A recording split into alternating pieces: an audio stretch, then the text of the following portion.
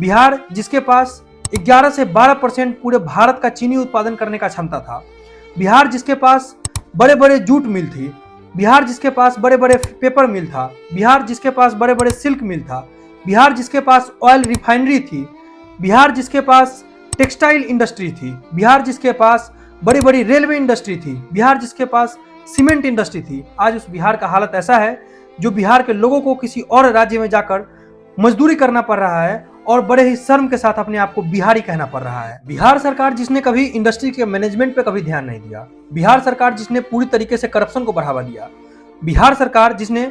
कभी नए मॉडर्नाइजेशन को अपनाया ही नहीं, यानी 1947 से 2000 तक बिहार राज्य में डायरेक्टली इंडियन नेशनल कांग्रेस और राष्ट्रीय जनता दल का शासन रहा, उसने पूरी तरीके से बिहार को लूट कर बर्बाद कर दिया। बिहार में पूरी तरीके से करप्शन को बढ़ाया गया, बिहार में पूरी तरीके से जातिगत हिंसा को बढ़ाया गया। तो अगर आप जातिगत हिंसा को बढ़ावा देंगे तो आप बिहार का डेवलपमेंट कैसे कर सकेंगे? और बिहार के लोगों से यह पूछना चाहता हूं कि अगर आप जातिगत हिंसा को बढ़ावा देते हैं, अगर आप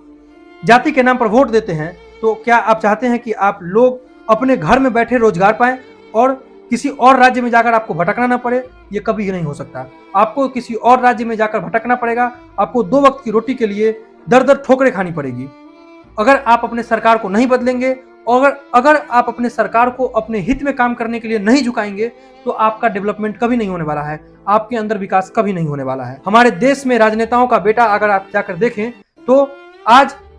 मुख्यमंत्री का बेटा दोबारा मुख्यमंत्री बनने का तैयारी में लगा हुआ है और गरीब का बेटा दोबारा गरीब बनने की तैयारी में लगा हुआ है। आखिर किस तरह की डेमोक्रेसी की हम बात कर रहे हैं? आखिर यही डेमोक्रेसी है जो राजा का बेटा हमारा हमेशा राजा बनने की तैयारी में रहता है? लालू के बेटे जो आज फिर से मुख्यमंत्री बनने की कगार में लगे हुए हैं,